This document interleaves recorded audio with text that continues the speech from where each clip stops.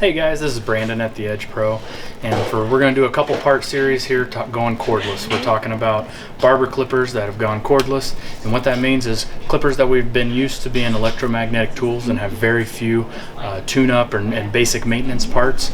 We have some basic maintenance parts that we need to work on to make sure we're still getting the best out of those tools.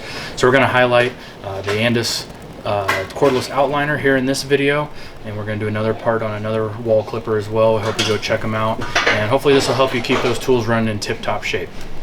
Alright, so we're over here at the workstation, and what we're going to do is we're going to talk about what's called the cam follower on this clipper. It comes as a replaceable part, and basically this goes onto the cutter blade. This also is going to be part of it, and we'll get in there and show you more about how that works. But this is going to be a regular replacing part on your clipper, especially as you run into times where you might be running with a lack of oil. It's going to cause more wear and tear on this, and it's common on rotary motor tools that you're going to have parts that you're routinely changing just as standard wear parts. And so but coming from a predominantly electromagnetic field where you're working with electromagnetic tools, you're going to run into times where you they don't have as many replacement parts that we need to go through. So I just wanted to bring you guys this video and get into this so you guys can take care of your tools and get the most out of them. So in order to get this blade off, what we need to do is take out this screw right here. Once we take that screw out, all we have to do is push with our thumbs, and off comes our blade. There's our motor in there. That's what drives the blade. And what happens is this metal post and this coming off the top of this motor, as that spins, it spins right inside of this area right here on the blade, the cam follower. And instead of having that nice oval shape like this one does, this has very little use on this clipper. What happens is it starts to circle out, and so you'll notice that maybe your clipper is running a lot quieter or louder than the next guy on your station there, or in your barber shop, and that's just showing that yours is probably getting more worn out, or yours is in better condition than his is. And really the culprit comes down to this piece right here. So in order to get into doing this repair, basically all we would do is take these two screws out. That takes all these pieces off. They're just going to fall off and look exactly like this.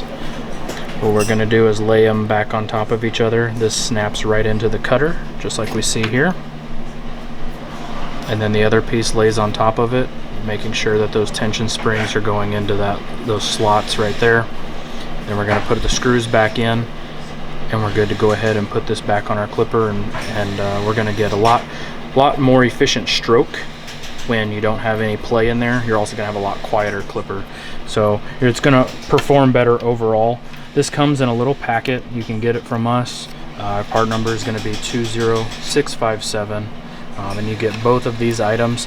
These components also come on a new blade, so if your blade chips or you're replacing your blade for whatever reason, feel free to know that that's already there. You don't need to go ahead and replace that. But if you're getting a blade sharpened, whether that's from us or from your local sharpener, and you're going to have prolonged life out of that blade, we want to have the best life that we can, and so we want to make sure that we're replacing these items. Once we're done with that repair, we're going to snap it back onto the clipper. We want to make sure that the post here in our motor is going to line up inside of this cam follower when we go to put it in there.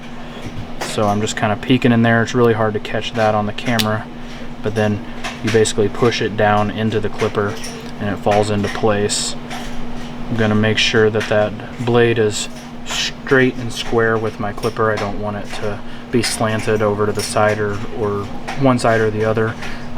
It's not going to affect how it functions, but it kind of looks funky, and if you're staring at it all day, that'll drive you just about nuts.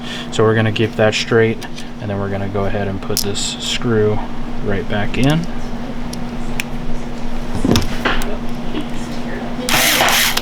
Anytime you're using power tools on this stuff, you want to be really careful to not over tighten things, and because we're just screwing into plastic, so it might be better to just use a regular screwdriver. Make sure you don't break anything and cause any additional damage. There's not a lot of parts available for this clipper specifically yet, so if you break something, you might be without your tool for a while, as we got to send it off to Andis for a lot of those repairs.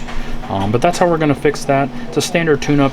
I would recommend doing this probably once every few months, 2 or 3 months. Have it somewhere, a reminder in your phone that you should be checking that, because it's a slow fade as your clipper gets louder and less efficient, and we don't notice it as much over time. So if we can take the time to have some kind of a reminder, or maybe set some kind of a calendar to be able to remember that this is a little small component, super cheap, and it's going to really make a difference with your tools. So I hope this has been helpful for you. Make sure to check out part 2 of this video, where we're going to talk about the same basic component but on a different clipper. And we appreciate you watching. Subscribe to our channel. Make sure you get notifications of when we're posting, and be sure to hit that thumbs up.